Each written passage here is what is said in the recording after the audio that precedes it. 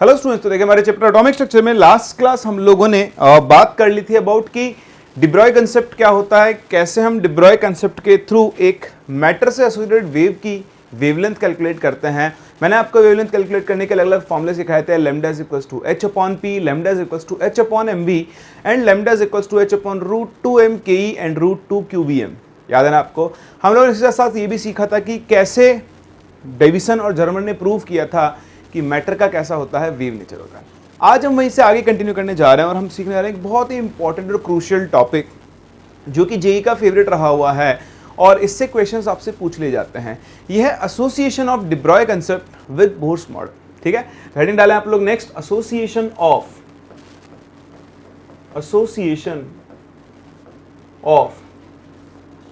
D Broglie concept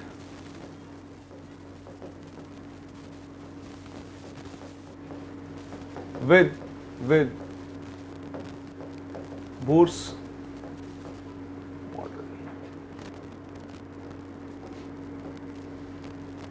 ठीक है, तो आप यहां पर बोर्स मॉडल के साथ डी ब्रॉय कंसेप्ट को क्या करने वाले हो, एसोसिएट करने वाले। तो बहुत ही सिंपल है, आपको एक तरफ तो जाना है बोर्स मॉडल पर, उसके एक पोस्टुलेट को यूज करना है, और दूसरी तरफ आपको जो अपने फॉर्मूला सीखा है डी ब्रॉय कंसेप्ट का, lambda is equals to H upon m v. तो आप देखें यहाँ से आपको बहुत इंपॉर्टेंट चीज सीखने को मिलेगी। देखो बोहर ने क्या कहा था, बोहर ने कहा था कि भाई आपका जो इलेक्ट्रॉन होता है, इलेक्ट्रॉन, ठीक है, चलो इस चीज को तो थोड़ी देर बाद सिखाऊंगा, पहले तो रिलेट कर लेते हैं, फिर इस पे आएंगे तो आपको और ज्यादा इंटरेस्टिंग लगेगा और मजा भी आएगा। ठीक है, तो देखो बोहर पोस्टुलेट की हम बात करते हैं। आपको याद होगा बोहर ने कहा था कि MVR इज इक्वल्स टू क्या होता है, NH upon 2π।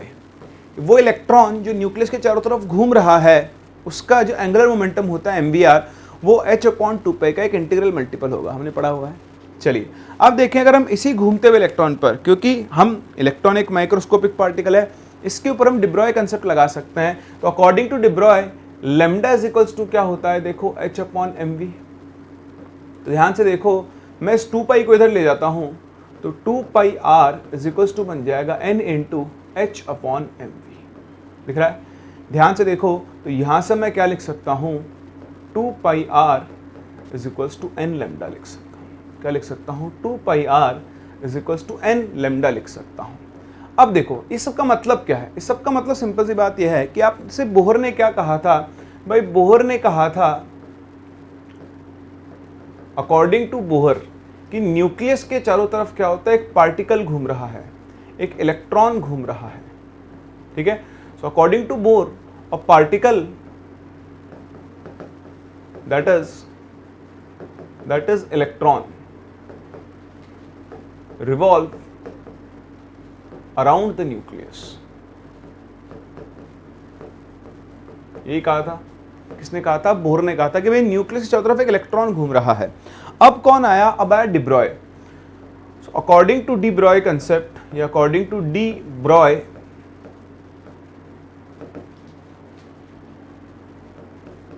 the wave nature, या आप ऐसे लिख सकते हो that the moving electron has a wave associated with it and its wave nature dominates। That is we will consider it to be an electron wave circling around the nucleus,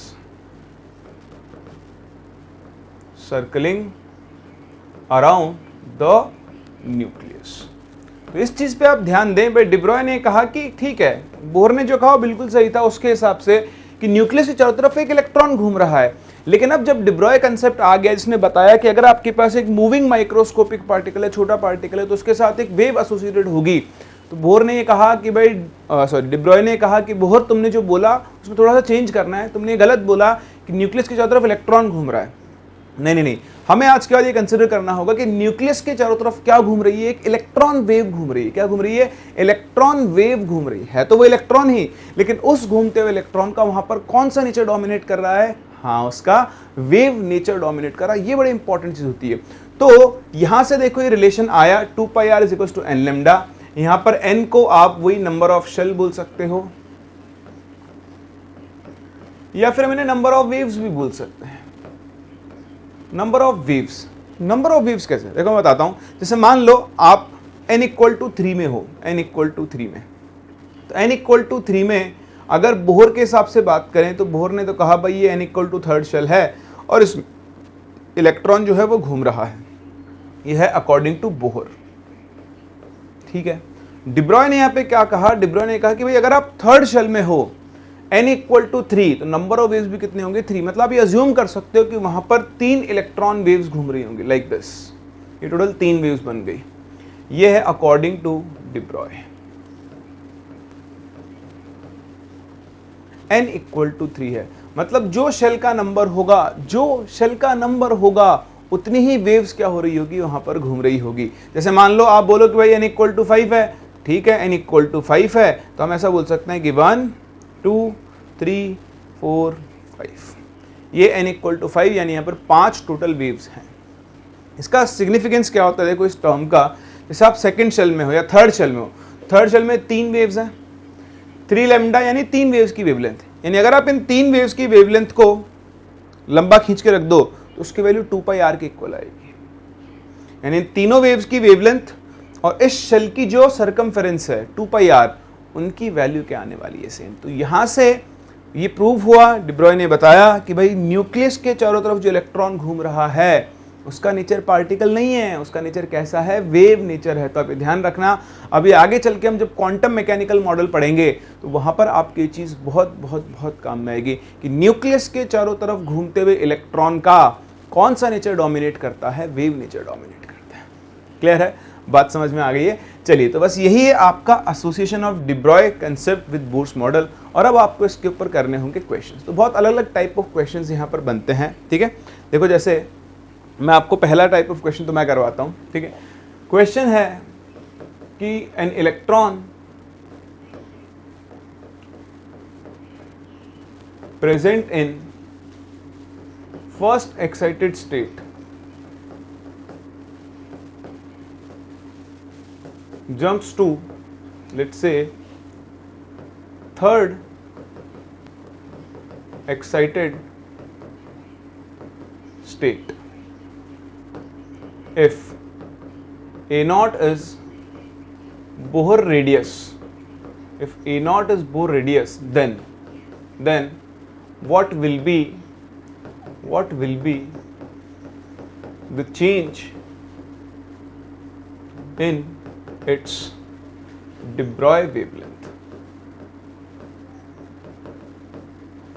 तो उसकी जो de Broglie wavelength है उसमें कितना change होगा ये आपको बताना। तो एक इलेक्ट्रॉन जो था वो कहाँ प्रेजेंट है? फर्स्ट एक्साइटेड स्टेट में। फर्स्ट एक्साइटेड स्टेट का मतलब हो गया n इक्वल टू 2, है ना, और जाकर आ रहा है थर्ड एक्साइटेड स्टेट में, यानी n इज इक्वल्स टू 4 में। ठीक है, इतना आपको समझ में आ रहा है? अब आप देखो, आपको इसकी de Broglie वेवलेंथ में चेंज बताना है। तो आपने इक्वेशन आपने देख लिया है, बताओ 2πr इज इक्वल्स टू क्या होता है? n lambda. तो पहले हम बात करते हैं for n is equals to 2। बहुत ध्यान से देखना, n इक्वल टू 2 के लिए आप लिखोगे 2πr2 is equals to n into lambda 2। दिख रहा है? एक इक्वेशन तो आपका ये बन गया। इसी तरह आप बात करो फोर्थ शेल के लिए n इक्वल टू 4 के लिए, तो 2π into r4 is equals to क्या बन जाएगा? 4 लैम्डा 4। ये बन गया इक्वेशन नंबर 2। दोनों को डिवाइड कर दो तो देखो 4 lambda 4 upon 2 lambda 2 is equals to 2π से 2π गया, ये बनेगा r4 अपॉन r2। ठीक है, अब आप सभी जानते हैं कि रेडियस जो होती है that is proportional to n square by z होती है। तो z तो सेम है, एक ही एटम में ऊपर नीचे जा रहा है। ठीक है, तो प्रोपोर्शनल टू n स्क्वायर दिख रहा है आपको। अब देखो, अगर a नॉट बोहर रेडियस है तो फोर्थ शेल की जो रेडियस होगी, a नॉट क्या होती है? फर्स्ट शेल की रेडियस, r4 अपॉन r1 किसके इक्वल बनेगा? 4 स्क्वायर अपॉन 1 स्क्वायर। तो ये a नॉट है, देखो r4 की वैल्यू बन जाएगी 16 a नॉट। वैसे तो कह रहे हैं यहाँ रेशियो आएगा 4/2 है तो this will be equal to 4² square. बोले समझ में आ रहा है ना? तो आप ध्यान से देखें, ये गया 2 टाइम्स, ठीक है, 4 से 1 4 गया, तो लेमडा 4 की जो वैल्यू है, लेमडा 4 की वैल्यू आ जाएगी 2 टाइम्स ऑफ लेमडा 2। जो 4 बचेगा उसको कैंसिल करोगे तो 2 टाइम्स जाएगा। समझ पा रहे हो मेरी बात आप? अब आपको बताना है what is the change in its de Broglie wavelength. तो लेमडा 4 के लिए 2 लेमडा 2 के इक्वल है, तो पहले आप लेमडा 2 के लिए निकालो। अब तो देखो यहां से निकालो लेमडा 2 की वैल्यू। लेमडा 2 कितना आएगा? 2 से 2 कैंसिल, पाई इंटू R2, और पाई इंटू R2 हो जाएगा 4 टाइम्स ऑफ A0। तो लेमडा 2 की वैल्यू तो हो गई 4 पाई A0। अब बताओ लेमडा 4 की वैल्यू कितनी हो जाएगी? वो हो जाएगी 8 पाई A0। तो अगर मैं डेल्टा लेमडा निकालूं डिफरेंस, तो 8 माइनस 4 वो आ जाएगा 4 पाई A0। तो इस तरह के क्वेश्चंस आप सिर्फ और सिर्फ इसी एसोसिएशन से सॉल्व कर सकते हो। समझ में आया? उसने आपसे बोला कि इलेक्ट्रॉन 2 से 4 जा रहा है, तो बताओ डिब्रॉय वेवलेंथ में चेंज कितना होगा। उसने एक टर्म दे दिया था आपको A0 बोर रेडियस, इसके टर्म्स में आंसर देना है। तो आपने पहले तो क्या कर लिया, लेमडा 4 और लेमडा 2 में रिलेशन निकाल लिया इस तरह से। यहाँ पर क्या होता है, आप ये रेडियस वाला टर्म भूल जाते हो, इस वजह से आप गलती कर सकते हो। तो इसके ऊपर स्पेशली फोकस करना, आपको ये रेडियस टर्म यहाँ पर यूज करना पड़ेगा। तो लेमडा 4 के लिए 2 लेमडा 2 की इक्वल हो गई ना। अब आप देखो इस चीज को यहाँ पे लाते हैं, तो लेमडा 2 4 पाई A0 है और लेमडा 4 8 पाई A0 है। दिस माइनस दिस 8 माइनस 4, तो बताओ डेल्टा लेमडा की वैल्यू कितनी आ जाएगी? 4 पाई A0 आ जाएगी ना। कर सकते हैं ना। तो बस यही आपके पास सिंपल सा कंसेप्ट है और एसोसिएशन है of de Broglie concept with Bohr's model. Copy हो गया? मजा आना क्वेश्चन करके? चलिए देखें एक और क्वेश्चन आपके लिए, ट्राई करें आप इस क्वेश्चन को।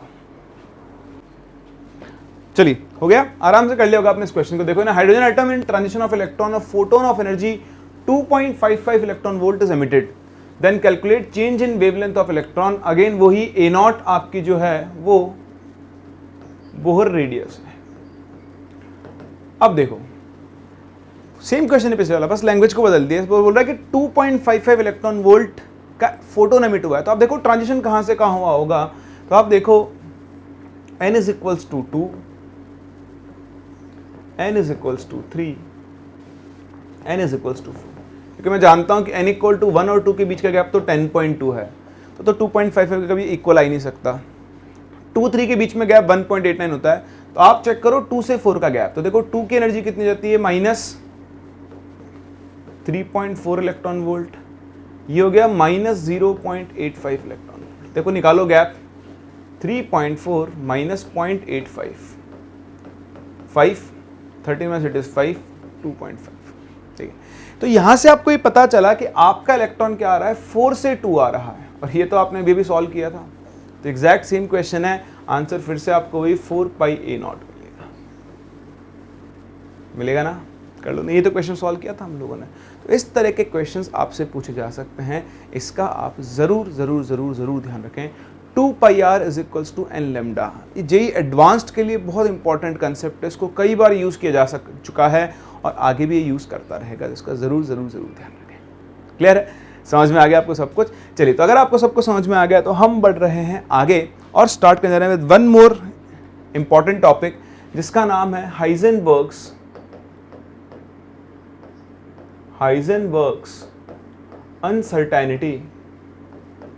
Uncertainty principle. तो हाइजेनबर्ग्स अनसर्टेनिटी प्रिंसिपल क्या होता है? देखो हाइजेनबर्ग्स अनसर्टेनिटी प्रिंसिपल एक बहुत इंटरेस्टिंग चीज बताता है। बोर्स मॉडल इसको भी फॉलो नहीं करता है। क्यों नहीं करता आप समझ लोगे। पहले मैं आपको बताता हूं कि हाइजेनबर्ग्स अनसर्टेनिटी प्रिंसिपल क्या होता है। देखो सिंपली ये बोलता है कि अकॉर्डिंग टू दिस प्रिंसिपल, आप स्टेटमेंट लिख लो मेरे साथ साथ ही, according to this principal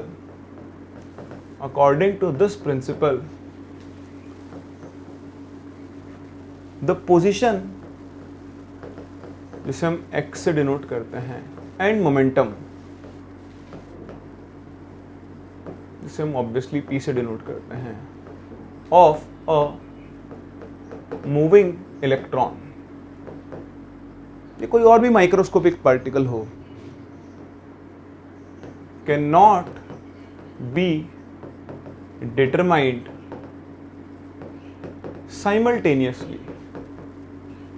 simultaneously with 100% accuracy. तो पहली बात तो इसने कही कि आप किसी भी मूविंग इलेक्ट्रॉन की पोजीशन और उसका मोमेंटम, पोजीशन और मोमेंटम दोनों की वैल्यू एक साथ नहीं बता सकते हो। किसी भी मूविंग इलेक्ट्रॉन की पोजीशन हो गई और उसका मोमेंटम हो गया, उन दोनों की वैल्यू आप 100% एक्यूरेसी के साथ डिटरमाइन नहीं कर सकते हैं। अगर आप एक इलेक्ट्रॉन की पोजीशन डिटरमाइन करने जाओगे तो उसकी मोमेंटम मिरर आएगी, अगर आप उसका मोमेंटम डिटरमाइन करने जाओगे तो उसकी पोजीशन मिरर आएगी। ये ध्यान रखना, जितना एक्यूरेटली आप मोमेंटम को कैलकुलेट करना चाहोगे उतनी ज़्यादा एरर किस में बढ़ती जाएगी, पोजीशन में। और जितना ज़्यादा एक्यूरेटली आप मोमेंट पोजीशन को ट्राई करना चाहोगे, डिफाइन करना चाहोगे, उतनी ज़्यादा एरर किस में जाएगी, मोमेंटम में। तो यही उसने अगला स्टेटमेंट ऐड किया, if we try to calculate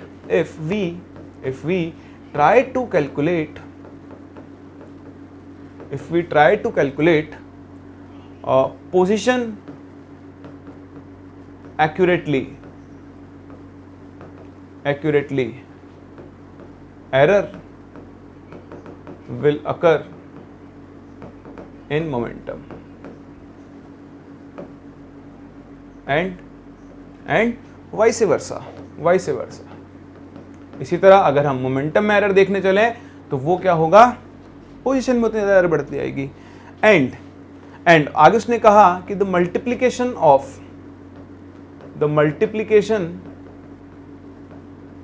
of errors of position and momentum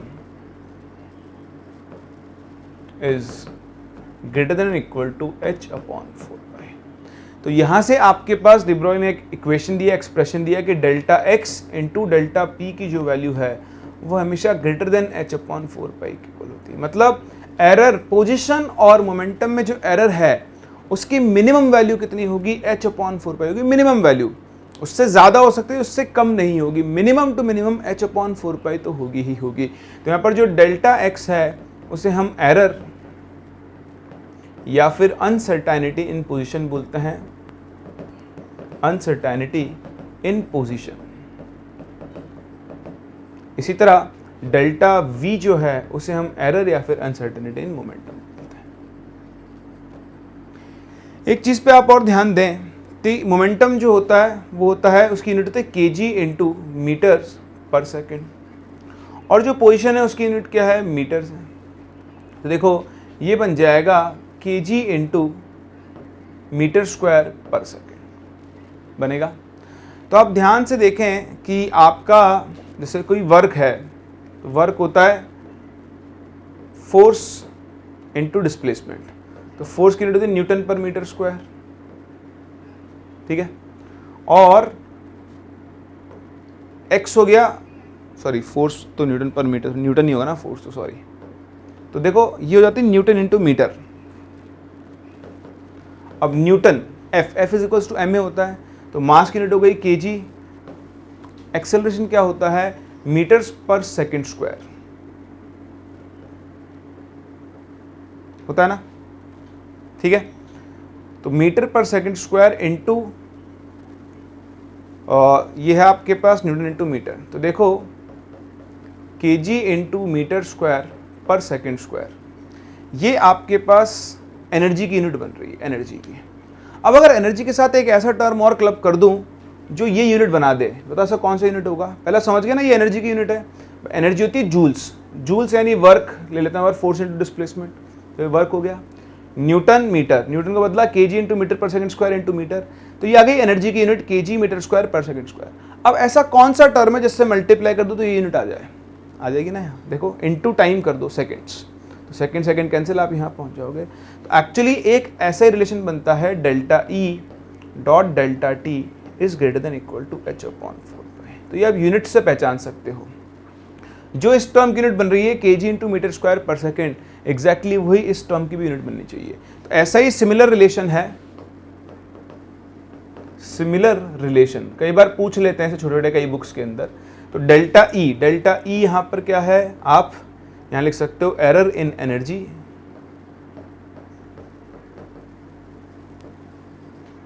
और डेल्टा टी क्या है, वो है एरर इन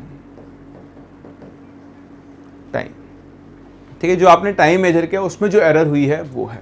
तो इस तरह से ये दो तरह के रिलेशन बनते हैं। हमारे काम में जो आने वाला है सिलेबस में वो ये है, ये आप फिजिक्स में भी एक बार देखोगे जब आगे जाके आप हाइजेनबर्ग्स अनसर्टेनिटी प्रिंसिपल, ठीक है।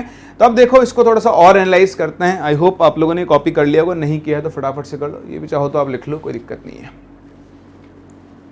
डन है, चलिए आगे। चलिए बहुत ही बढ़िया। तो अब देखें हमारे पास एक्सप्रेशन आ चुका है delta X into delta P जो है उसकी मिनिमम वैल्यू h/4π के इक्वल होगी। मैं एक और चीज़ बता दूं आपको, कई बार ऐसा लिख देता है, हो सकता है आपको कहीं लिखा हुआ मिल जाए, स्टैंडर्ड है वो भी h×2। हाँ, h×2। तो देखो ये h× जो है, h× की जो वैल्यू है वो h/2π के इक्वल होती है। इसे आप ध्यान रखना, कई बार ये आपको इस फॉर्म में भी लिखा हुआ मिल सकता है, ठीक है। चलिए वापस आए यहाँ पर, delta X and delta P greater than equal to h/4π है। p जो है वो मोमेंटम होता है, दैट इज m × v। दोनों साइड डिफरेंशिएट करोगे तो डेल्टा पी के लिए बन जाती है m डेल्टा v। इस वैल्यू को उठा के आप यहाँ रख दो तो देखो delta X into m delta v is greater than equal to h/4π। m को इधर भेज दो तो देखो delta X into delta V is greater than equal to क्या हो गया, h/4π।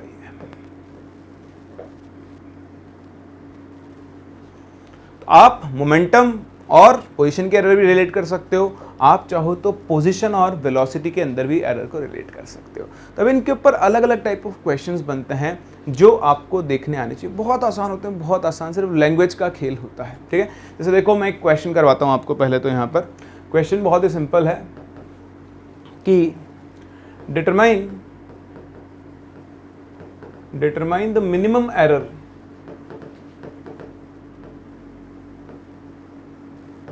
in position of an electron if its velocity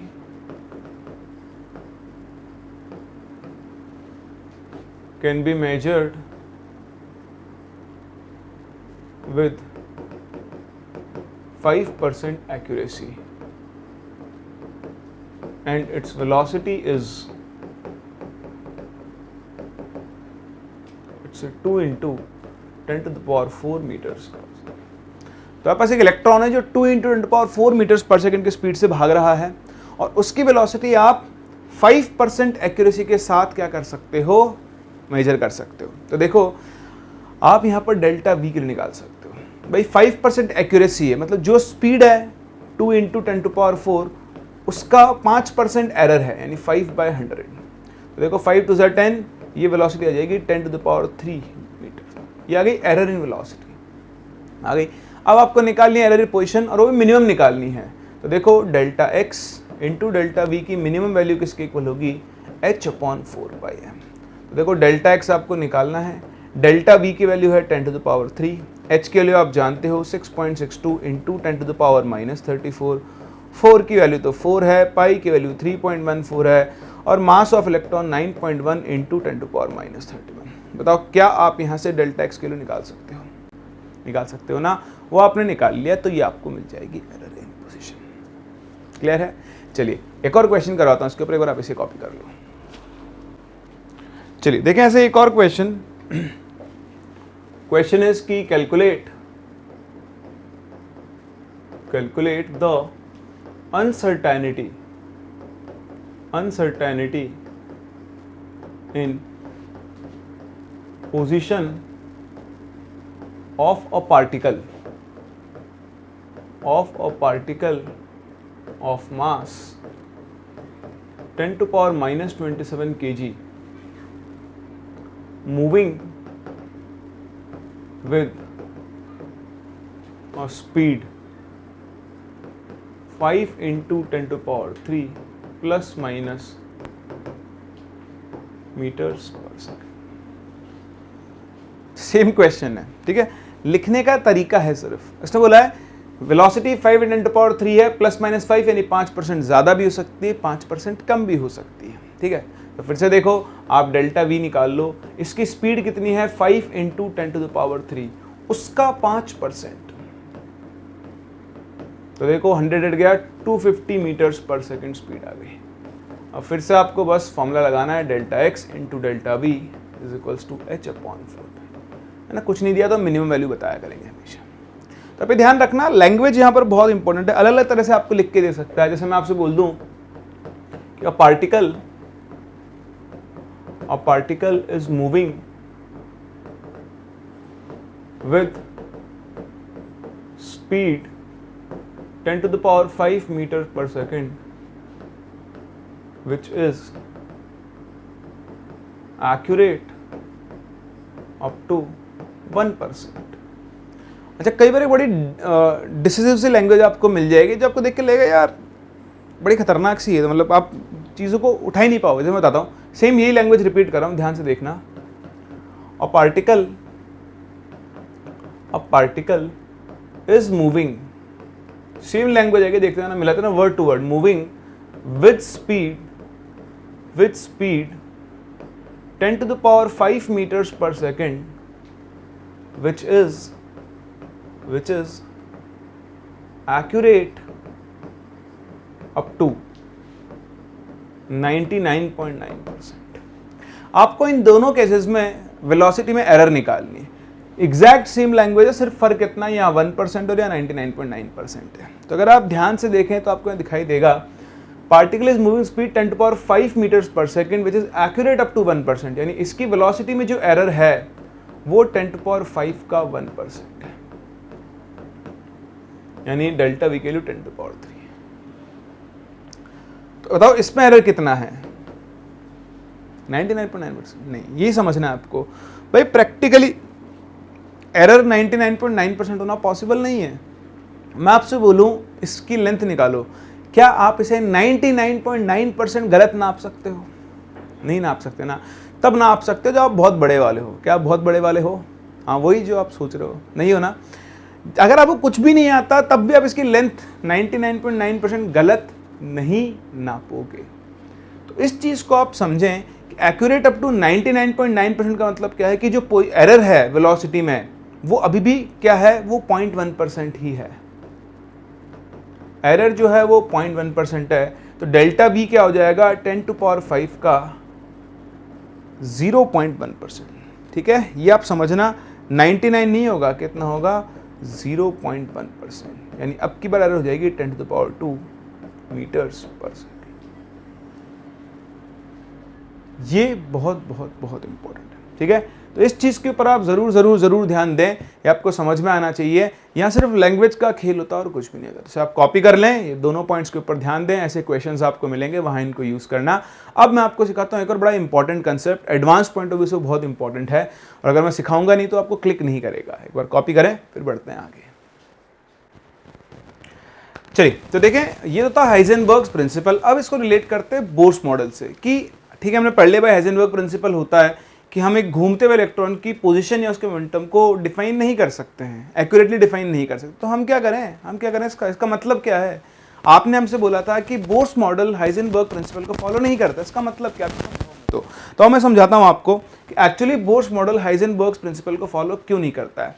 तो देखो, हाइजेनबर्ग, पहली बात तो हम बोहर की बात करते हैं। बोहर ने क्या बोला? बोहर ने आपसे कहा था कि अगर आप न्यूक्लियस से 0.529 एंगस्ट्रॉम डिस्टेंस पर चलो तो वहां पर फर्स्ट शेल होगा और उस फर्स्ट शेल में एक इलेक्ट्रॉन होगा। याद है आपको, बोहर ने कहा था कि न्यूक्लियस के चारों तरफ इलेक्ट्रॉन सर्कुलर पाथ में घूम रहा है, जिन्हें हम लोग ऑर्बिट्स बोलते हैं या शेल्स बोलते हैं, और फर्स्ट शेल की जो रेडियस है वो 0.529 एंगस्ट्रॉम है हाइड्रोजन के लिए।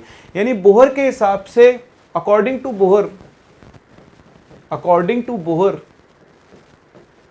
N electron will be found at a distance of 0.529 angstrom in a hydrogen atom। तो एक हाइड्रोजन एटम में इलेक्ट्रॉन को क्या मिलेगा? यहां पर देखो, इलेक्ट्रॉन मिलेगा, इतने डिस्टेंस पे इलेक्ट्रॉन मिलेगा ही मिलेगा। ये बोहर ने कहा था। हाइजेनबर्ग ने बोला नहीं बोहर, तुम गलत हो, तुमने बहुत गलत बोला, तुम्हें ऐसा नहीं बोलना चाहिए था। हाँ, तुम्हें ऐसा नहीं बोलना चाहिए था कि न्यूक्लियस से 0.529 एंगस्ट्रॉम डिस्टेंस पर इलेक्ट्रॉन मिलेगा। अगर तुमने ऐसा बोल दिया है तो तुमने इलेक्ट्रॉन की पोजीशन को डिफाइन कर दिया। तो देखो, Bohr has defined the position of electron which is not possible. आप एक इलेक्ट्रॉन की पोजीशन को एक्यूरेटली डिफाइन कर ही नहीं सकते हो। तो हाइजेनबर्ग ने क्या किया, इसको करेक्ट किया। तो हाइजेनबर्ग ने बोला तुम्हें ऐसा बोलना चाहिए था, according to Heisenberg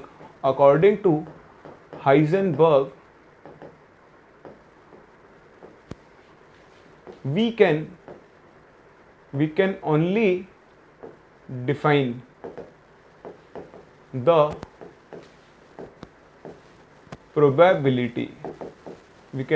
define the probability of finding electrons around the nucleus। तो हम न्यूक्लियस के चारों तरफ इलेक्ट्रॉन मिलने की सिर्फ और सिर्फ क्या बता सकते हैं, प्रोबेबिलिटी बता सकते हैं। दैट मीन्स हम अकॉर्डिंग टू हाइजेनबर्ग आपको ये बोलना चाहिए कि न्यूक्लियस से 0.529 एंगस्ट्रॉम डिस्टेंस पर एक रीजन बनेगा। ये डिस्टेंस अब भी 0.529 एंगस्ट्रॉम ही है, लेकिन इस पूरे रीजन में इलेक्ट्रॉन कहीं पर भी मिल सकता है। यहां मिल जाए, यहां मिल जाए, यहां जितने भी डॉट्स बना रहा हूं ये सब जगह कहीं पर भी इलेक्ट्रॉन मिल सकता है। तो according to Heisenberg electron can be found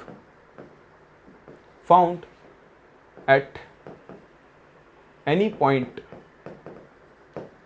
in this spherical region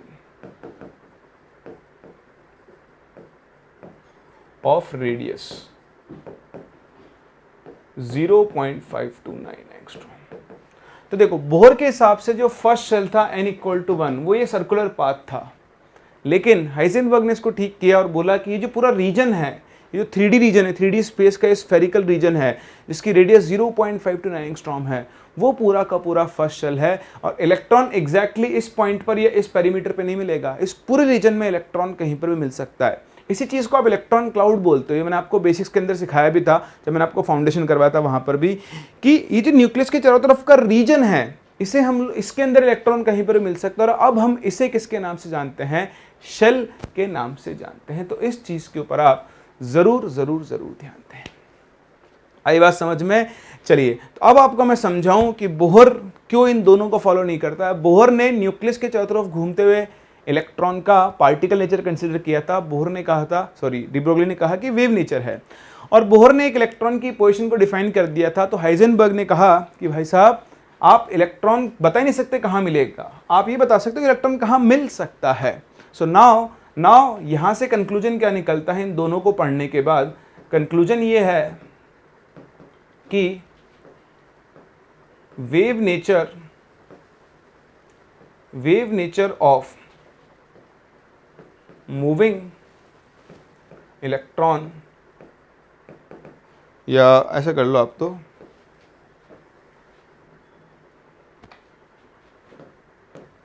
we will consider the wave nature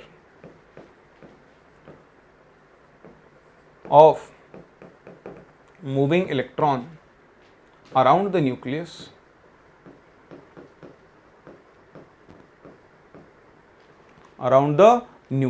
and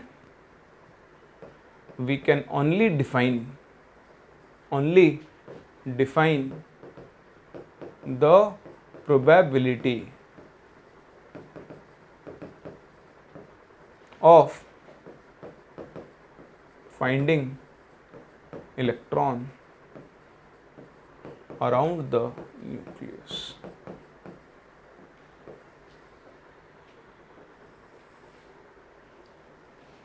ठीक है, आप न्यूक्लियस के चारों तरफ इलेक्ट्रॉन मिलने की सिर्फ और सिर्फ क्या बता सकते हो, प्रोबेबिलिटी बता सकते हो। और आप उस घूमते हुए इलेक्ट्रॉन का कौन सा नेचर कंसीडर करोगे, वेव नेचर कंसीडर करोगे।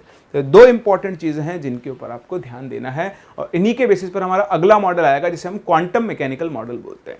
बट मैं आपको क्वांटम मैकेनिकल मॉडल पढ़ाऊं जिसका नाम श्रोडिंगर्स वेव इक्वेशन भी है, उससे पहले हमें एक टॉपिक कवर करना है, that is called photo electric effect. क्योंकि अब आप इस चैप्टर में बहुत अच्छे से इंडल्ज हो चुके हो, इसके कंसेप्ट को सीख चुके हो, तो फोटो इलेक्ट्रिक इफेक्ट अगेन आप यहाँ ये जो पूरा चैप्टर है आप एज इट इज फिजिक्स में भी पढ़ोगे, फिजिक्स में वहाँ पर आप फोटो इलेक्ट्रिक इफेक्ट भी पढ़ोगे, बट अभी रिक्वायरमेंट है यहाँ पर, क्योंकि यहाँ पर भी वो आपके सिलेबस में है। तो ये डिस्कस करते हैं फोटो इलेक्ट्रिक इफेक्ट को, क्या होता है और कैसे काम करता है। ठीक है, तो स्टार्ट करते हैं विद फोटो इलेक्ट्रिक इफेक्ट। देखो नाम से तो लग रहा है, फोटो मतलब लाइट, इलेक्ट्रिक मतलब इलेक्ट्रिसिटी, और इफेक्ट वो phenomena.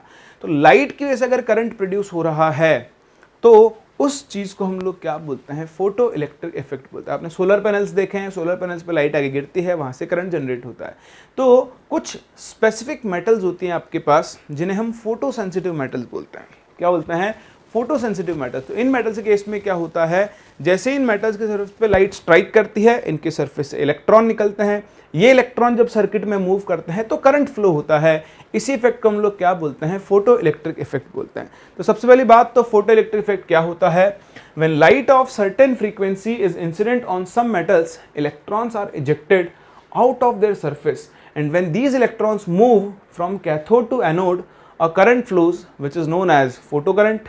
This effect is called photoelectric effect and the metal is called a photosensitive metal. तो इसको करवाने के लिए हम क्या करते हैं, आप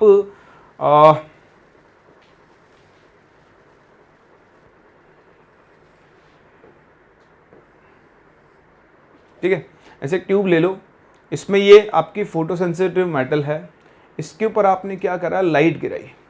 ठीक है, यहाँ एक और इलेक्ट्रोड लगा हुआ है, तो लेट्स से ये आपका है कैथोड जो नेगेटिवली चार्ज है, और ये है आपका एनोड जो कि पॉजिटिवली चार्ज है। तो क्या होगा, इस मेटल के सरफेस पे जैसे ही लाइट स्ट्राइक करेगी, यहाँ से इलेक्ट्रॉन निकलेगा, और ये इलेक्ट्रॉन जब मूव करेगा सर्किट में तो वहाँ पे करंट जनरेट होगा, उसे हम बोलते हैं फोटो इलेक्ट्रिक करंट। इसको हम कनेक्ट करते हैं एक बैटरी से, लाइक दिस। यहाँ पर एक डिफ्लेक्शन के लिए हम अमीटर गैल्वेनोमीटर लगा लेंगे जो करंट को मेजर करेगा, और इस तरह से जैसे ही लाइट यहाँ पे आकर गिरेगी सर्किट में करंट फ्लो होगा, और उस करंट को हम लोग क्या बोलते हैं, फोटो करंट बोलते हैं। इस फिनोमिना को हम लोग फोटो इलेक्ट्रिक इफेक्ट बोलते हैं। और ये जो मेटल्स होती हैं, हर कोई मेटल ये काम नहीं कर सकती, आप समझते हैं। तो जो मेटल्स ये काम करती हैं, इस इफेक्ट को शो करती हैं, उन्हें हम फोटो सेंसिटिव मेटल्स बोलते हैं। यहाँ तक बात समझ में आई। अब देखो, आप भी समझते हो, जब किसी मेटल की सरफेस के ऊपर लाइट आकर गिरेगी तो भाई हर मेटल में क्या होता है, इलेक्ट्रॉन्स जो होते हैं वो अंदर बाउंडेड होते हैं मेटल आयंस के साथ, लाइक दिस। तो लाइट जब आकर इस इलेक्ट्रॉन पर गिरी और इलेक्ट्रॉन बाहर निकला, तो ऑब्वियसली देखो, इस इलेक्ट्रॉन को बाहर निकालने के लिए आपको इसको इसके अट्रैक्शन फोर्सेस से फ्री करना पड़ेगा। दैट मीन्स आपको कुछ ना कुछ एनर्जी क्या करनी पड़ेगी, सप्लाई करनी पड़ेगी। तो जब एक लाइट बीम मेटल सरफेस पर आकर स्ट्राइक करती है, तो वो इलेक्ट्रॉन को उसके सरफेस से क्या करती है, बाहर निकालती है। ऐसा नहीं है कि किसी भी तरह की लाइट आकर इलेक्ट्रॉन को बाहर निकाल देगी। उस लाइट के पास एक सर्टेन मिनिमम एनर्जी होनी चाहिए। इस बेसिक कंसेप्ट को समझ लो। मान लो इस इलेक्ट्रॉन को बाहर निकालने के लिए 5 इलेक्ट्रॉन वोल्ट एनर्जी चाहिए, और आपने जो लाइट फेंकी उसकी एनर्जी सिर्फ 4 इलेक्ट्रॉन वोल्ट है, तो भाई इलेक्ट्रॉन बाहर नहीं निकलेगा। लेकिन अगर उसकी एनर्जी 14 इलेक्ट्रॉन वोल्ट है, तो फिर इलेक्ट्रॉन क्या होगा, बाहर निकल जाएगा। दैट मीन्स इलेक्ट्रॉन को बाहर निकालने के लिए आपको एक सर्टेन मिनिमम एनर्जी चाहिए। बात नंबर 1, बोलो समझ में आती है। अच्छा, मेरे पास 2 अलग अलग मेटल, एक है पोटेशियम, एक है सीजियम, दोनों से मुझे इलेक्ट्रॉन को बाहर निकालना है। बताओ, क्या दोनों के लिए आपको सेम एनर्जी चाहिए होगी? नहीं चाहिए होगी ना, समझते हो ना। पोटेशियम के लिए एनर्जी अलग चाहिए होगी, सीजियम के लिए अलग, कम ज्यादा हो सकती है, पर अलग तो चाहिए होगी। तो दिख रहा है आपको। तो दैट मीन्स हर मेटल से इलेक्ट्रॉन को बाहर निकालने के लिए एक certain different amount of energy आपको देना पड़ेगा। तो वो जो मिनिमम एनर्जी आपको देनी होती है उसे हम बोलते हैं उसका वर्क फंक्शन। क्या बोलते हैं? Work function. वर्क फंक्शन बोल देते हैं या फिर थ्रेशोल्ड एनर्जी बोल देते हैं। इलेक्ट्रॉन को बाहर निकालने के लिए मेटल को जो एनर्जी देनी पड़ेगी उसे हम बोलते हैं उसकी थ्रेशोल्ड एनर्जी या फिर वर्क फंक्शन। उसे हम 5 से डिनोट करते हैं। जैसे इस मेटल का वर्क फंक्शन 5 इलेक्ट्रॉन वोल्ट है, ये इसकी जो थ्रेशोल्ड एनर्जी है वो 5 इलेक्ट्रॉन वोल्ट है। ये समझ गए? अच्छा, अब बताओ, ये जो एनर्जी है 5 इलेक्ट्रॉन वोल्ट, ये आ कहां से रही है? ये आ रही है इस लाइट से, इंसिडेंट लाइट की एनर्जी से। तो इंसिडेंट लाइट की एनर्जी या तो हम उसकी फ्रीक्वेंसी से निकाल सकते हैं या फिर हम उसकी वेवलेंथ से निकाल सकते हैं। तो हम 2 टर्म और बोलते हैं, threshold frequency and threshold wavelength. Threshold frequency क्या होगी? इंसिडेंट लाइट की वो फ्रीक्वेंसी जिस पे इलेक्ट्रॉन बाहर निकल जाए। इलेक्ट्रॉन बाहर निकलने का काम कौन कर रहा है? Incident light. तो इंसिडेंट लाइट की वो कौन सी फ्रीक्वेंसी होगी जिससे इलेक्ट्रॉन क्या निकल जाए, उसे हम बोलते हैं थ्रेशोल्ड फ्रीक्वेंसी। सिमिलरली वो वेवलेंथ जो इस इलेक्ट्रॉन को बाहर निकाल दे उसे हम लोग क्या बोलते हैं, उसकी थ्रेशोल्ड वेवलेंथ। तो ये टर्म्स का मतलब समझें, अगला हमारा काम यही है इनको डिफाइन करना। तो देखें थ्रेशोल्ड एनर्जी और वर्क फंक्शन से मैंने बताया, the minimum amount of energy required to eject an electron out of the surface of metal is called work function. Work function is the characteristic of a metal, that is different metals have different work function. एक metal का एक fixed work function होगा, दो अलग अलग metal से तो obviously दोनों के क्या होंगे, अलग अलग वर्क फंक्शंस होंगे। तो ध्यान रखना वर्क फंक्शन किस चीज को डिनोट कर रहा है, वो मिनिमम एनर्जी जो मेटल से इलेक्ट्रॉन को बाहर निकालने के लिए आपको चाहिए। ठीक है, चलिए आगे चलते हैं थ्रेशोल्ड फ्रीक्वेंसी के ऊपर। फ्रीक्वेंसी मैंने आपको बताया, बाहर इलेक्ट्रॉन को बाहर निकाल कौन रहा है, लाइट। तो भाई लाइट जो आएगी किसी भी सोर्स से आएगी, उसकी अपनी कुछ ना कुछ फ्रीक्वेंसी होगी। तो वो minimum frequency of incident light required to eject an electron out of the surface of metal. भाई आप जानते हो E इज इक्वल्स टू क्या होता है, एच न्यू। तो लाइट जो एनर्जी लेकर आएगी वो एच न्यू नॉट लिख सकते हैं, या फिर आप इसे एच सी अपॉन लैम्डा भी लिख सकते हो, है ना। तो जब हम थ्रेशोल्ड फ्रीक्वेंसी की बात कर रहे हैं तो वो मिनिमम फ्रीक्वेंसी जो चाहिए इलेक्ट्रॉन को बाहर निकालने के लिए उसे हम बोलते हैं थ्रेशोल्ड फ्रीक्वेंसी। देखो थ्रेशोल्ड वेवलेंथ, ध्यान देना फ्रीक्वेंसी और वेवलेंथ इनवर्सली रिलेटेड है। तो अगर हमने यहां लिखा मिनिमम फ्रीक्वेंसी, हाँ तो यहां हम क्या लिखेंगे, मैक्सिमम वेवलेंथ, वो सबसे लंबी वेवलेंथ। देखो वेवलेंथ जितनी ज्यादा होगी एनर्जी उतनी कम होती जाएगी, एनर्जी मिनिमम तो वेवलेंथ मैक्सिमम, ये हम शुरू से पढ़ते हुए आ रहे हैं। तो इसी के बेसिस पर हमने इसको डिफाइन किया है, देखो इसकी डेफिनेशन को, कि the maximum wavelength of incident light required to eject an electron out of the surface of metal. ठीक है, तो ये तीन टर्म है आपके पास। अगर आप ध्यान से देखो तो तीनों टर्म एक ही चीज को डिनोट कर रहे हैं, ये भी इलेक्ट्रॉन बाहर निकाल रहा है, ये भी इलेक्ट्रॉन बाहर निकाल रहा है, और वो वर्क फंक्शन भी इलेक्ट्रॉन को ही बाहर निकाल रहा था। तो क्या हम इन तीनों को रिलेट कर सकते हैं, हाँ वही हमें सीखना है। तो किसी भी मेटल का जो वर्क फंक्शन है, वर्क फंक्शन फाई, इसकी वैल्यू या तो आप एच न्यू नॉट लिख सकते हो, या फिर आप इसे H C upon lambda naught के इक्वल लिख सकते हो।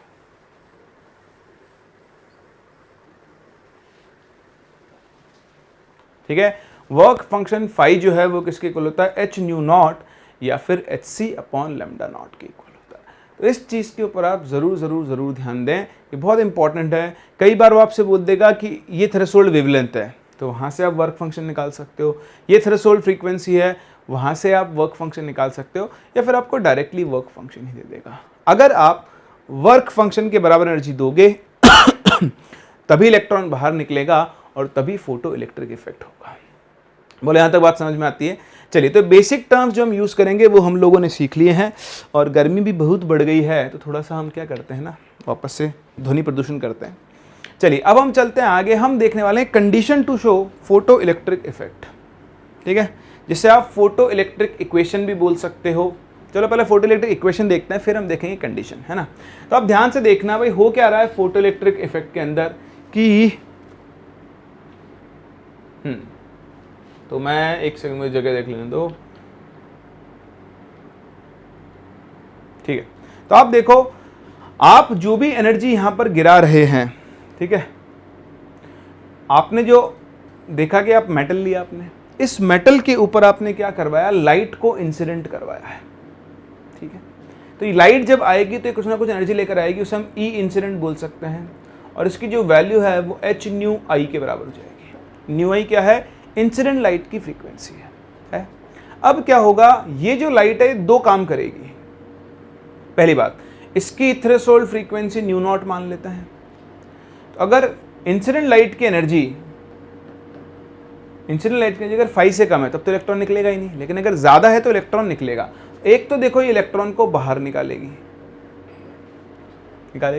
और बाहर निकलने के बाद अगर कुछ एनर्जी बची तो उससे इलेक्ट्रॉन क्या करेगा, मूव करेगा in the form of its kinetic energy, इसे हम बोल रहे हैं के मैक्स। इसे समझना मेरी बात को, मान लो 10 इलेक्ट्रॉन वोल्ट एनर्जी आके गिरी, इलेक्ट्रॉन को बाहर निकालने के लिए 4 इलेक्ट्रॉन वोल्ट चाहिए थी, तो 4 इलेक्ट्रॉन वोल्ट खर्च हो गई, इलेक्ट्रॉन बाहर निकल गया। बाकी कितनी बची, बाकी बची 6 इलेक्ट्रॉन वोल्ट। तो वो 6 इलेक्ट्रॉन वोल्ट कहाँ जाएगी, तो वो 6 इलेक्ट्रॉन वोल्ट इसको के मैक्स की फॉर्म में मिल जाएगी। 6 इलेक्ट्रॉन वोल्ट मैक्सिमम है काइनेटिक एनर्जी के लिए, उससे कम भी हो सकती है, क्योंकि बीच में हो सकता है कहीं एनर्जी लॉस हो जाए, बट अभी हम लिख रहे हैं के ई मैक्स की मैक्सिमम पॉसिबल के ई कितनी है कि बाकी बची हुई सारी की सारी एनर्जी किसमें कन्वर्ट हो जाए, काइनेटिक एनर्जी में। तो बस यही बनाता है आपका फोटो इलेक्ट्रिक इक्वेशन। तो देखें, the energy incident is utilised in two ways. First, to eject the electron out of the surface of metal in terms of work function, और दूसरा to move the electron in terms of kinetic energy. तो अगर हम यहां पर energy conservation principle लगाएं, so from energy conservation, बताओ EI is equals to 5 plus क्या बन जाएगा, के मैक्स। ये जो आपका एक्सप्रेशन बना, इक्वेशन बना, इसी को हम लोग क्या बोलते हैं, फोटो इलेक्ट्रिक इक्वेशन बोलते हैं। क्या बोलते हैं, फोटो इलेक्ट्रिक इक्वेशन बोलते हैं। EI is equals to 5 plus K E max. Incident light की जो एनर्जी है, वर्क फंक्शन और काइनेटिक एनर्जी, इन दो चीज़ों के अंदर काम आ रही है। बेसिक आपको यही याद रखना है ये। अब आप इसको कन्वर्ट कर सकते हो। भाई देखो, अगर इंसिडेंट लाइट की फ्रीक्वेंसी न्यू आई है तो EI को आप क्या लिख सकते हो, एच न्यू आई। फाई को आप क्या लिख सकते हो, एच न्यू नॉट, प्लस साथ में क्या लिख सकते हो, के मैक्स। दिख रहा है आपको? थोड़ा और ध्यान से देखें तो आप h को भी इधर भेज सकते हो। अभी तो चलो इसी फॉर्म के अंदर लिख लो। अब हम इसको अभी एनालाइज करते हैं, इस पर हम ग्राफ्स बनाते हैं, तो उनके अंदर इसको कन्वर्ट करते हुए चलेंगे। तो अगर ध्यान से देखें आप, पहला मैं आपके सामने ग्राफ बना के दिखाता हूँ आपको एक। देखो यहाँ वेरिएबल कौन कौन है। देखो ये तो फिक्स्ड है, एच न्यू नॉट, ठीक है। एक वेरिएबल है काइनेटिक एनर्जी और एक वेरिएबल है इंसिडेंट लाइट की एनर्जी। अब कौन किस पे डिपेंड कर रहा है? देखो, इंसिडेंट लाइट की एनर्जी जितनी ज़्यादा होगी, काइनेटिक एनर्जी भी उतनी ही ज़्यादा होगी। इंसिडेंट लाइट की एनर्जी जितनी कम होगी, काइनेटिक एनर्जी इलेक्ट्रॉन की क्या होगी, उतनी ही कम होगी। तो यहाँ पर वेरिएबल है के ई मैक्स। कौन है? के ई मैक्स। जो किस पर डिपेंड करता है, ये जो के ई मैक्स है, ये डिपेंड किस पे करता है, इंसिडेंट लाइट की फ्रीक्वेंसी पे। तो देखो, हम यहाँ एक ग्राफ बनाना चाहते हैं बिटवीन के E max and incident light की एनर्जी। तो आप क्या करो, इस टर्म को इधर भेजो। तो देखो, K E max will be equal to क्या बन जाएगा, h nu i minus h nu naught. तो देखो, वेरिएबल है के ई मैक्स और न्यू आई, तो ये बन गया y equal to m x minus c. मतलब जब पर ग्राफ बनेगा उसका इंटरसेप्ट तो नेगेटिव है और उसकी स्लोप पॉजिटिव है। तो जो इंटरसेप्ट है ये तो माइनस एच न्यू नॉट के बराबर होगा। अगर आप देखो इसकी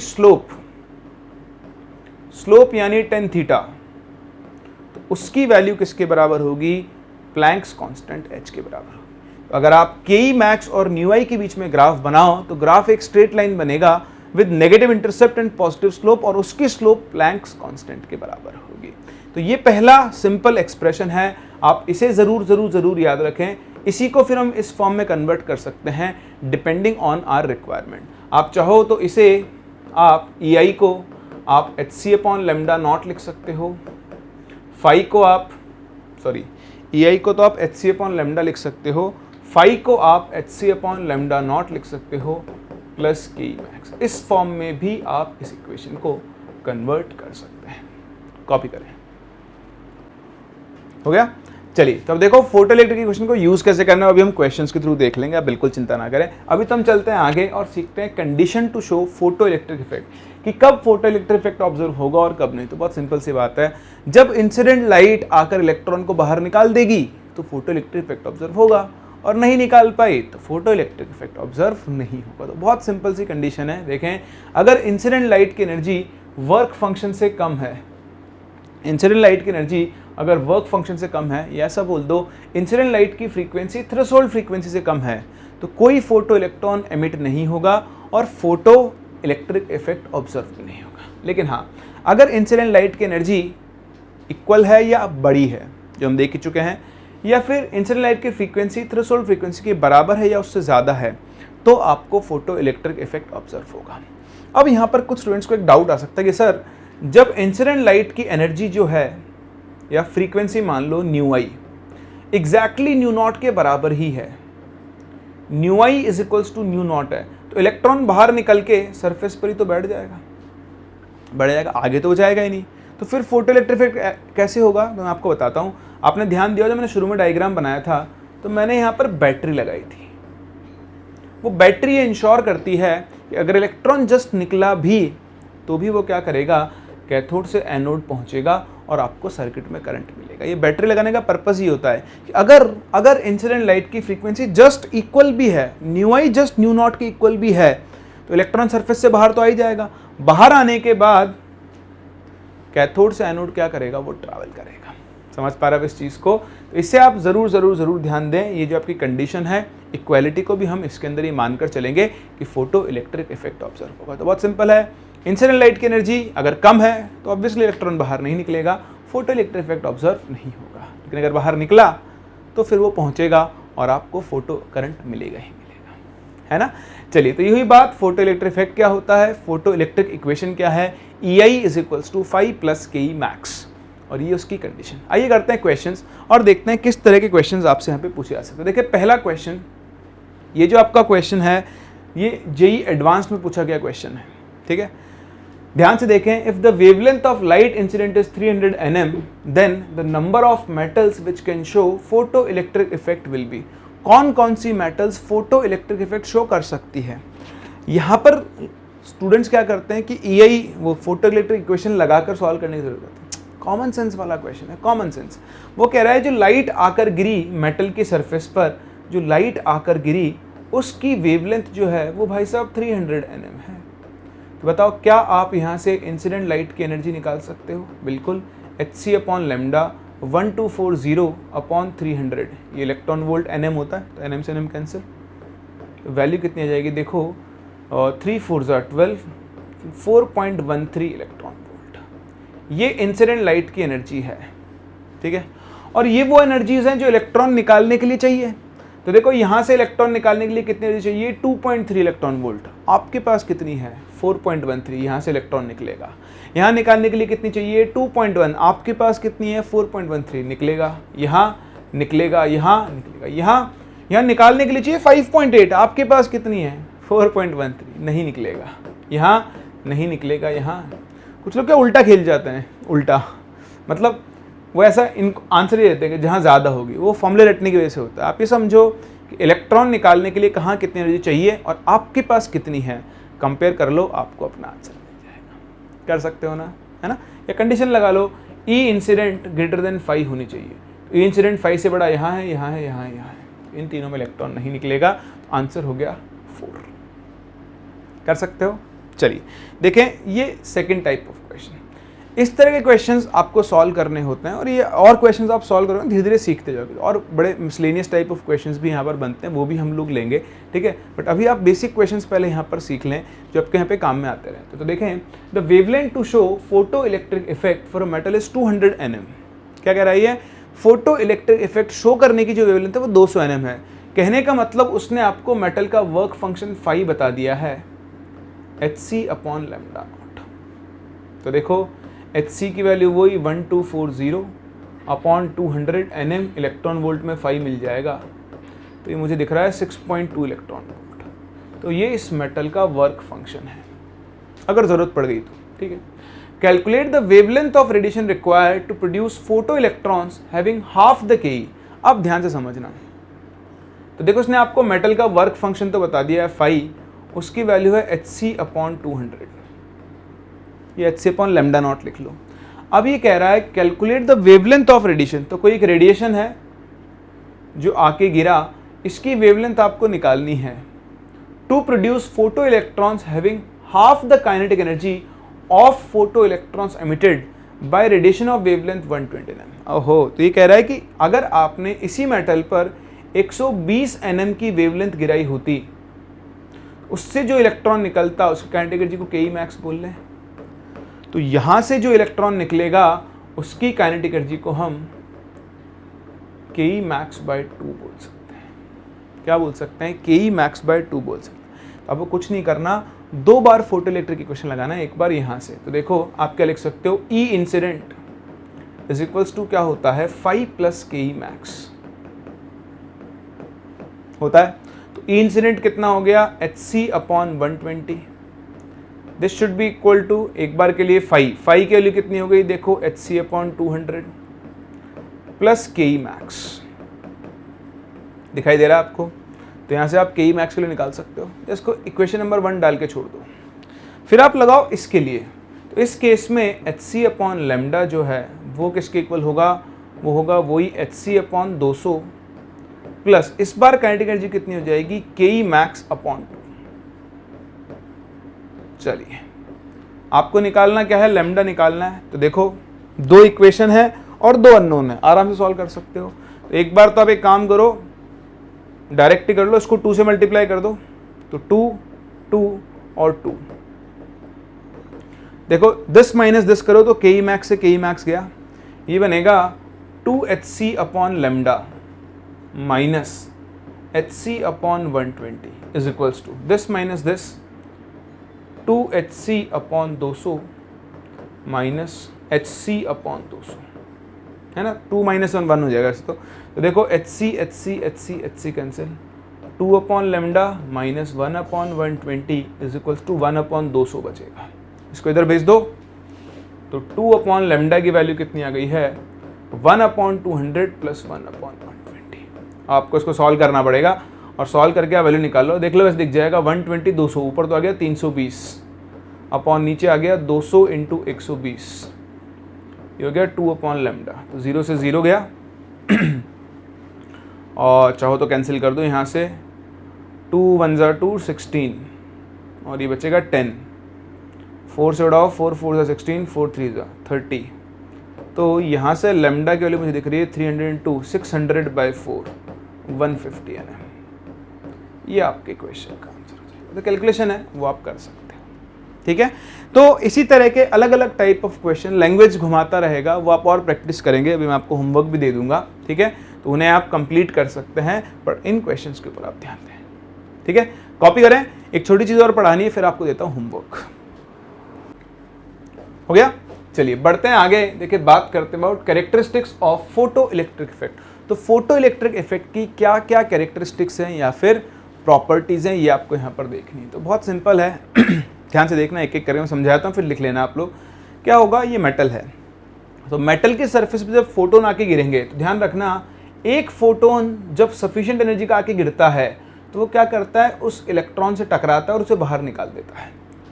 एक फोटोन जो कैपेसिटी वाला है, मतलब जिसकी एबिलिटी है इलेक्ट्रॉन को बाहर निकालने की, एक फोटोन एक इलेक्ट्रॉन को बाहर निकाल सकता है। ऐसा कभी नहीं हो सकता कि 2-3 फोटोन मिलकर एक इलेक्ट्रॉन को बाहर निकाल दें। जैसे मैंने आपको बताया, ये फोटोन क्या करता है, इलेक्ट्रॉन को नॉकआउट करता है, लात देकर बाहर निकालता है। तो एक फोटोन सिर्फ एक ही इलेक्ट्रॉन को बाहर निकाल सकता है। जैसे मान लो इस इलेक्ट्रॉन को निकालने के लिए चाहिए 5 इलेक्ट्रॉन वोल्ट। अब आप ये सोचो कि एक इलेक्ट्रॉन 2.5 इलेक्ट्रॉन वोल्ट का है और दूसरा भी 2.5 का है, तो वो बाहर निकाल देगा नहीं। एक फोटोन से सिर्फ एक ही फोटो इलेक्ट्रॉन बाहर निकल सकता है, समझ गए। दूसरा, जब ये इलेक्ट्रॉन बाहर निकलते हैं तो देखो जो सरफेस पर बैठे हैं वो तो आसानी से बाहर निकल जाएंगे, लेकिन जो मेटल के अंदर इंटीरियर से निकल कर आते हैं तो बाहर आते टाइम वो क्या होते हैं, दूसरे मेटल एटम से या इलेक्ट्रॉन से टकरा सकते हैं। इससे उनकी काइनेटिक एनर्जी क्या हो जाती है, कम हो जाती है। तो ऐसा नहीं है कि आप 10 इलेक्ट्रॉन वोल्ट एनर्जी लेकर आए, 5 इलेक्ट्रॉन वोल्ट यहाँ खर्च हो गई तो बाकी सारे इलेक्ट्रॉन्स 5 इलेक्ट्रॉन वोल्ट एनर्जी के निकलेंगे। नहीं नहीं, 5 की जगह कुछ 4 इलेक्ट्रॉन वोल्ट के भी निकल सकते हैं, कुछ 3 के भी निकल सकते हैं। मतलब निकलने वाले फोटो इलेक्ट्रॉन्स जो होते हैं उनकी काइनेटिक एनर्जी हमेशा के मैक्स के बराबर नहीं होती है। वो तो मैक्सिमम पॉसिबल काइनेटिक एनर्जी है जो कुछ एक इलेक्ट्रॉन्स के पास हो सकती है। बाकी सभी फोटो इलेक्ट्रॉन्स की काइनेटिक एनर्जी 5 इलेक्ट्रॉन वोल्ट से क्या होती है, कम होती है। तो ये ध्यान रखना, ये दो बड़े इंपॉर्टेंट और क्रूशियल पैरामीटर्स हैं। The electrons are ejected from the metal surface as soon, कोई टाइम लैग नहीं होता, जैसे ही फोटोन टकराया वैसे इलेक्ट्रॉन बाहर निकल जाएगा अगर फोटोन केपेबल है तो। So as soon as the beam of light strikes the surface, that is, there is no time lag between striking of the metal beam, light beam and ejection of electrons from the metal surface. For each capable photon, only one photoelectron is emitted. जैसे मैंने आपको बताया, not all emitted photoelectrons have Ke equal to Ke max. Some of them have Ke less than Ke max. तो ये 3 important characteristics हैं photo electric effect के जो आपको ध्यान रखने चाहिए, ठीक है। तो आज मैं आपको बस यहीं तक पढ़ा रहा हूँ, आपने अच्छे से कॉपी कर लें, अच्छे से पढ़ लें। आज मैंने आपको हाइजेनबर्ग्स अनसर्टेनिटी प्रिंसिपल सिखाया, आज मैंने आपको डिब्रॉय कंसेप्ट का एसोसिएशन सिखाया बोर्स मॉडल के साथ, और मैंने आपको सिखाया ये फोटो इलेक्ट्रिक इफेक्ट, ठीक है। नेक्स्ट क्लास हम यहाँ से आगे बढ़ेंगे, मैं इसके अंदर कुछ और चीज़ें आपको सिखाने वाला हूँ, फिर हम फोटो इलेक्ट्रिक इफेक्ट को वाइंड अप करेंगे और फिर हम चलेंगे क्वांटम मैकेनिकल मॉडल की तरफ। तो अभी मैं आपको दे रहा हूँ होमवर्क, आप लिखे होमवर्क एक्सरसाइज 1 क्वेश्चन नंबर 44 से लेकर आप आ सकते हो क्वेश्चन नंबर 63 तक। एक्सरसाइज 1 क्वेश्चन नंबर 44 से 63 तक आपको सब कुछ कंप्लीट करना है ना, 44 से 63 तक। अच्छा, यहाँ एक दो क्वेश्चन आपको ना वो मिल जाएंगे स्टॉपिंग पोटेंशियल के, तो वो छोड़ देना। स्टॉपिंग पोटेंशियल का दिख तो नहीं रहा है मुझे, बट बाई चांस हो तो उसे आप छोड़ देना। स्टॉपिंग पोटेंशियल मैं आपको नेक्स्ट क्लास पढ़ाऊंगा, ठीक है, क्या होता है। वैसे इसमें नहीं है अभी क्वेश्चन, तो आप एक्सरसाइज 1 क्वेश्चन नंबर 44 से लेकर 63 तक सारे कंप्लीट कर सकते हो, ठीक है। तो इन्हें ट्राई करें, फिर हम मिलते हैं नेक्स्ट क्लास और यहाँ से आगे कंटिन्यू करते हैं। तब तक के लिए take care and bye bye.